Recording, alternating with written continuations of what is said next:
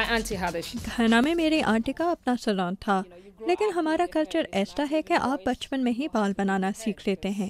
یہ بڑی عام سی بات ہے، لڑکے بھی یہ کرنا جانتے ہیں۔ ہر گھر میں کسی نہ کسی کو ایسے بال بنانے آتے ہیں، اور میں نے یہ ایک مشغلے کے طور پر شروع کیا۔ In Africa, in those days when you have braids, a lot of people use braids as status. پرانے زمانے میں افریقہ میں بال سٹیٹس سمبل ہوا کرتے تھے، اور ان سے یہ پتہ چلتا تھا کہ آپ کس قبیلے یا خطے کے ہیں۔ بڑی بڑی چوٹیاں جن میں قیمتی چیزیں پروئی جاتی تھیں شاہی خاندان کی علامت ہوتی تھیں۔ Family usually make their braids, so the larger the sizes of the braid shows how your status, the power.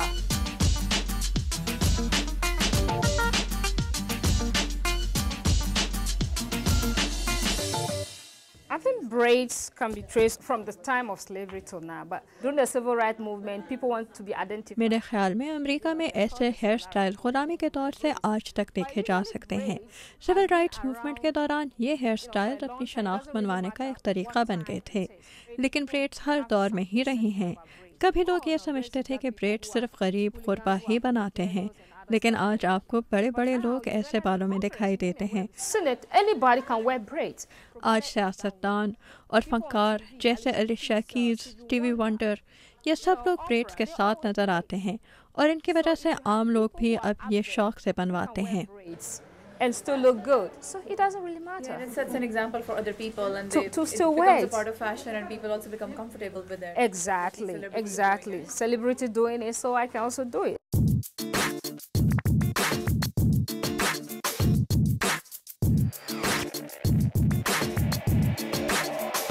Most of the African hair is the kinky type. African بال عام طور پر گھنگریالے ہوتے ہیں اور انہیں کنگھی کرنا بہت مشکل ہوتا ہے، اور اس لیے ہم نے انہیں چوٹیوں کی شکل میں باندھنا شروع کیا۔ Right now, she wants individual braids. اس وقت یہ علیحدہ علیحدہ بریڈز چاہتی ہیں، جس کے لیے ہم مصنوعی بال استعمال کرتے ہیں۔ ایسا ہیئر سٹائل بنانے میں 4 سے 7 گھنٹے لگ سکتے ہیں۔ And the length that the person is getting. It can take 4 to 7 hours to finish this hairstyle. Yeah.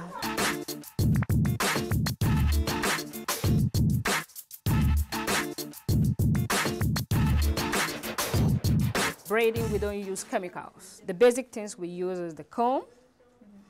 Breeds بناتے ہوئے ہم صرف کنگھی اور کلپ استعمال کرتے ہیں، اور اگر بال بہت خشک ہو تو پیٹرولیم جیلی بھی۔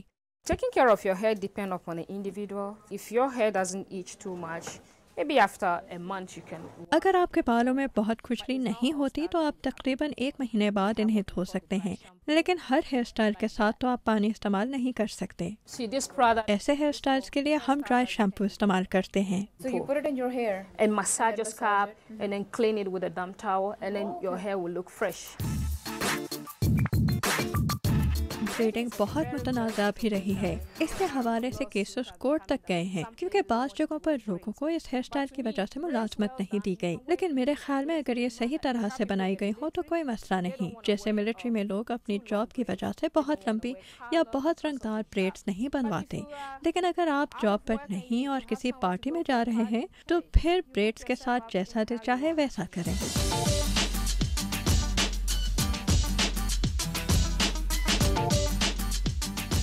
آپ نے بہت سے لوگوں کے یہاں پہ ہیئر اسٹائل تو بنتے دیکھے، اب ہم یہ دیکھیں گے کہ ساؤتھ ایشیا سے افریقہ کا سفر ہیئر اسٹائل کے ذریعے کیسے طے ہو سکتا ہے۔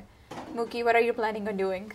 I'm trying to see if I can get some few cornrows in your hair.